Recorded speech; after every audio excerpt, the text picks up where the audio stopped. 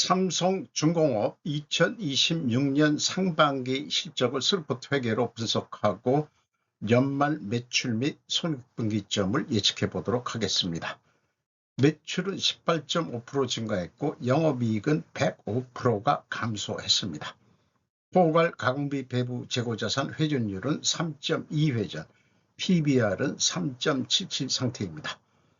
재고 및 비성분 내역 공시해야라는 말씀을 드립니다.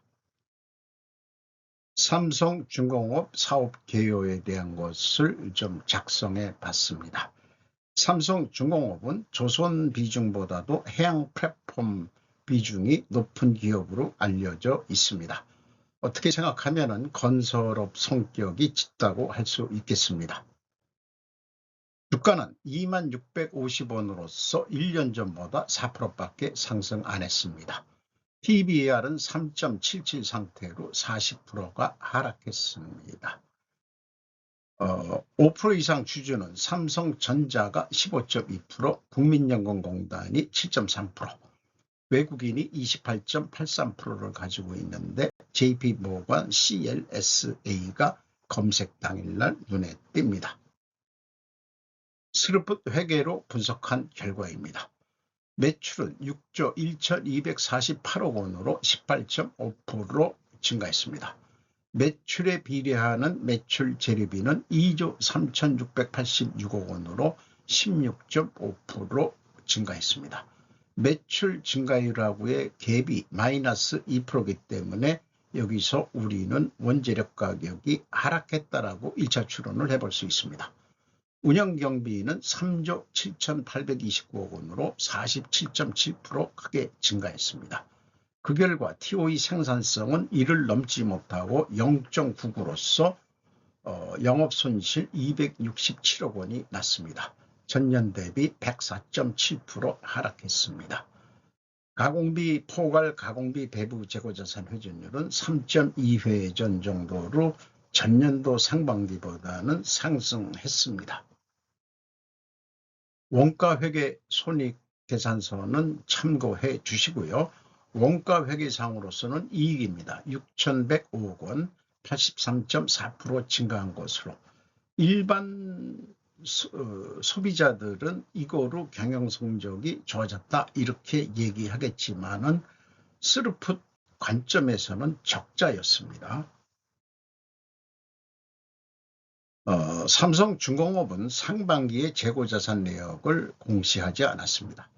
따라서 그 합계액은 그 재무상태표에서 가져온 거고요. 전체 재고가 216억 원이 증가했습니다. 계약자산 포괄 제공으로 인식을 하고 있습니다. 이것은 1조 1586억 원이 증가했습니다. 계약부채도 좀 보고 있는데요. 이거는 수주하고 관련된 항목이라서 보고 있는데 계약부채가 8,568억 원이 증가했습니다. 수주 잔고가 수주총액, 기납금액, 수주 잔고 이렇게 되어 있는데 기간이 없어가지고 언제부터 언제까지인지 오늘 현재 기준으로만 하는 건데 지금 진행 중인 것만 더 더한 건 모양이죠. 어쨌든 기납금액이 22조인데 이게 회계기간이 없다 보니까 상반기 매출이 6조 원이니까 이 괴리가 뭘 의미하는지 어떤 의미를 부여하기가 어렵습니다. 수주잔고가 35조 가지고 있습니다. 이런 식으로 수주잔고를 공시하는 기급을 저는 사내 공무부 수준일 뿐이다라고 폄하하고자 합니다. 비용의 성격적 분류도 비공시했기 때문에 전년도 가공 비율이 56%였습니다. 원재료 가격이 올랐다고 가정을 하고서 가공 재료 비율이 올라갈 거니까 가공 비율은 55%로 내려가는 거로 가정을 해서 역산풀이를 해냈습니다. 총 제조 비용은 포괄 제공을 감안해가지고 총 제조 비용을 뽑아서 이 총 제조 비용에서 가공 비율을 곱하면은 가공비가 나오고 가공비와 판매 관리비를 더하면은 운영 경비가 나오고 전체 총 비용에서 운영 경비를 뺀 것이 재료비가 되겠죠. 그런데 재고자산의 변동은 제공품이 변동이 없으므로 나와 있지가 않습니다. 그러니까 원재료 사용액만 줄어드는 거로 이렇게 산출이 됩니다. 1단계 재고자산의 변동검증 WCAI는 제가 계약자산을 포괄 제공으로 봤기 때문에 그 차이가 되겠고요. PQ 총 제조비용도 그만큼 차이가 납니다. 그 계약자산을 포괄 제공으로 안 봤다면은 그 총 제조비용이 5조 원밖에는 되질 않는데 계약자산을 포괄 제공으로 보기 때문에 총 제조비용이 1조 1,586억 원이나 올라가는 거로 그만큼 계약자산의 변동이 심했다는 얘기입니다. 재고자산 전체 재고자산의 증가액은 일치합니다. 계약자산 증가액이 현금 흐름과 재무상태표하고 갭이 있고요. 계약부채도 갭이 있는데 2025년 상반기는 계약부채는 현금 흐름이나 재무상태표나 갭이 없습니다. 요런 것이 바람직한데 이 갭이 무엇을 의미하는지 그 계약자산은 매출채권으로 인식을 하기 때문에 원가회계에서 대손상각 수준 아니겠느냐. 그러면은 마이너스는 환입을 잡았다. 뭐 이런 얘기가 될 수도 있겠고요. 그렇습니다. 환입이나 대손상각. 그리고 계약부채도 이 차이 255억 원 뭔 의미를 제가 추적할 역량은 없습니다만 차이점을 드러내는 것 자체는 그 회계 투명성이 안 좋다 하는 얘기를 나타내기 위해서는 거죠. 밝히기 위해서. 원가 회계하고 영업이익 차이 6,372억 원. 그것은 계약자산 증가액에서 가공비율을 곱하면 검증이 되겠습니다. 인건비도 반기 비성분을 비공세이기 때문에 작년 거를 비교해 봤습니다. 인당 평균 임금이 1억 2,960만 원으로 되고요. 딴 현대중공업이나 이런 데하고 달라서 삼성중공업은 외주비, 건설업은 외주비를 꼭 표현하죠. 2조 1,388억 원, 10.9% 감소한 거고 2025년도에 이렇게 나타납니다. 경영평가지표로서 재고 회전율은 떨어질 거고요. 그 다음에 수료분율은 올라갈 것으로 보입니다. 이렇게 역방향이면 분식회계 개연성 가정을 세웁니다.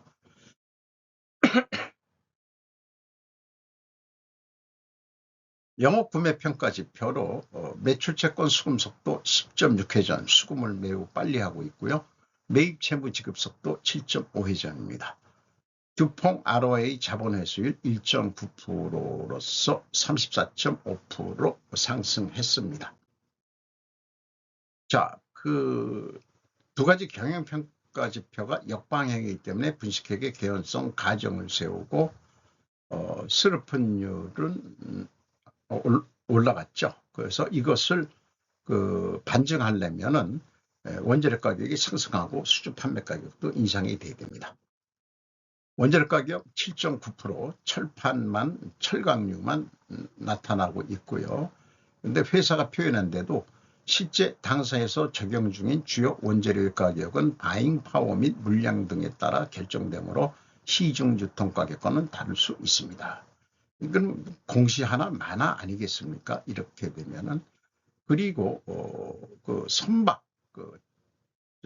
가격은 크락슨이라고 자료를 인용해서 있는데 일단 그래도 올라간 게는 올라갔습니다.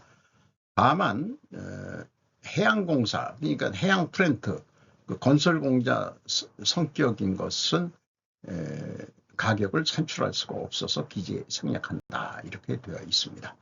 선박 가격은 시장 특성상 물류 이동 및 원자재 수급 등의 영향을 많이 받는다. 뭐 이렇게 부원 설명하고 있습니다. 그래서 다시 정리를 하면은 분식회계 개연성 가정을 반영하려면 원재료 가격이 상승해야 되고 수주 판매 가격도 상승해야 되는데 일단은 나타난 데이터로는 다 상승했기 때문에 반증 패스로 간주하겠습니다.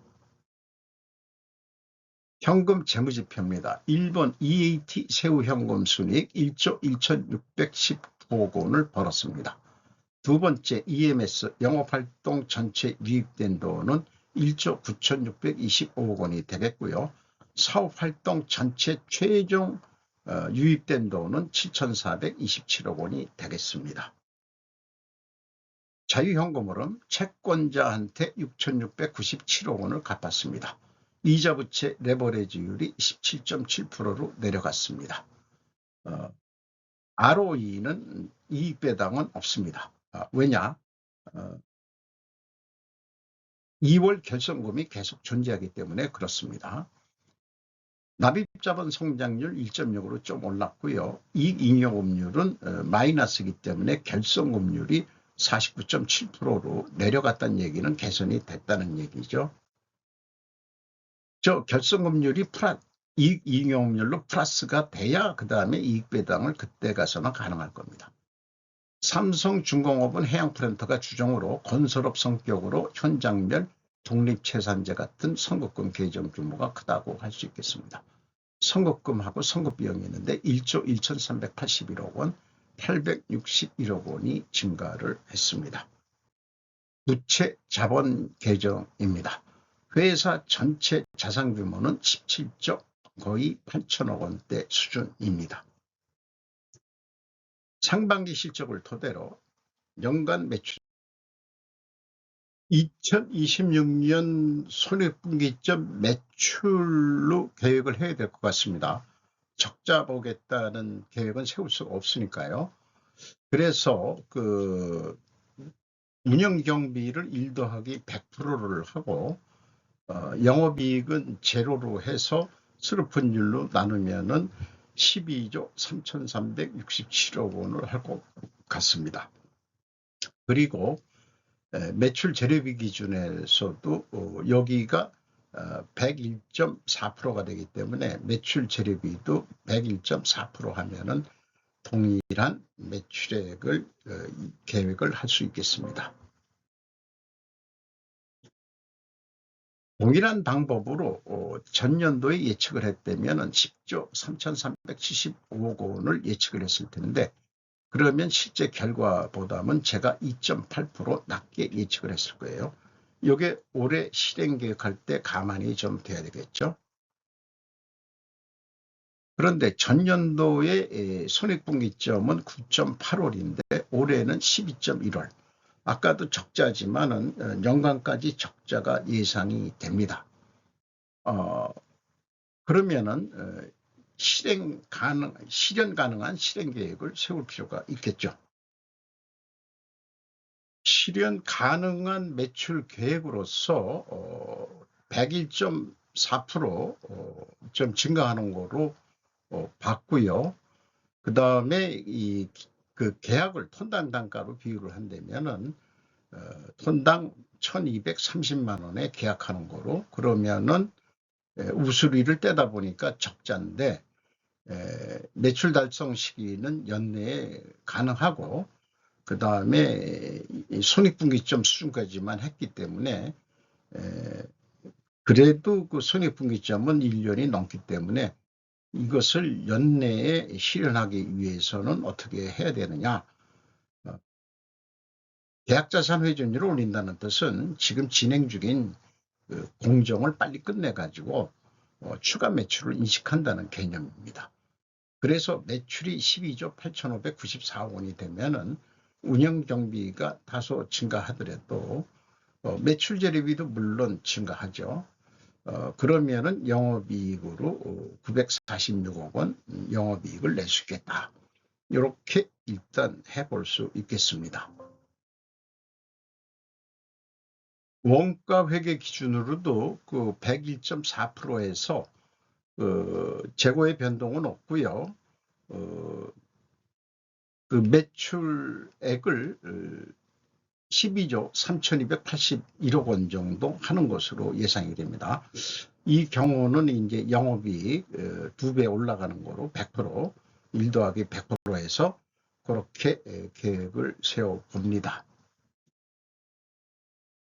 수주를 위한 영업에서 그 톤당 견적서를 낸다고 비유를 해보면은요, 영업에서 재료비가 350만 원, 가공비가 715만 원, 그래서 총 제조 비용이 1,065만 원 들어가고, 판매관리비 51만 원 계산하고, 그 다음에 총 그 원가가 1,116억 원이니까 영업이익 125만 원 잡아서 톤당 1,241만 원의 견적을 냈다고 비유를 해봅니다.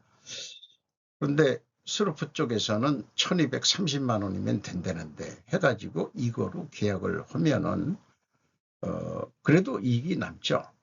그런데 그 추가 매출을 하는 경우가 그 계약 자산이 더 잔고해서 늘진 않고 추가 조기 선적을 빨리 시키는 거로 해서 계약 자산이 줄어든다면 매출원가율이 90%까지 올라갈 것으로 그렇게 예상을 해봅니다. 그러면은 거꾸로 영업이익이 4천억 주는 거로 그렇게 예측을 해볼 수 있겠습니다. 다시 한번 비유를 해보자면은 스루폿은 톤당 1,220만 원에 판매한다면은 적자 10만 3천 원입니다. 그러나 원가 회계 관점에서는 그 재고 증감이 없으니까 똑같이 117만 1,400원 이익이 납니다. 그런데 스루폿에서 그 재고 회전율을 계약자산 회전율을 올려가지고 톤당 1,275만 4,800원에 판매한 효과를 낸다면은 영업 이익으로 흑자 전환을 할 수 있는데 원가 회계가 그 90%로 계약 자산이 그 줄무로 인해서 포괄 제공으로 인식을 했으니까 제가 그래서 그거를 90%까지 매출 원가율이 올라간다고 한다면은 영업이익은 거꾸로 줄 수 있다. 물론 이제 스루폿보다도 영업이익이 많이 나는 것이 계약자산의 그 마법인데요. 계약자산 공정 추가 진척으로 추가 매출이 발생하면 포괄 제공이 감소하므로 매출 원가율이 올라갈 것이다. 계약자산 평가를 늘려 매출 원가를 낮출 것이냐 또는 운영 경비를 극단적으로 줄 것이냐, 그것이 원가 회계의 고질적인 문제인 것이다 라고도 비유를 해볼 수 있지 않을까 생각합니다.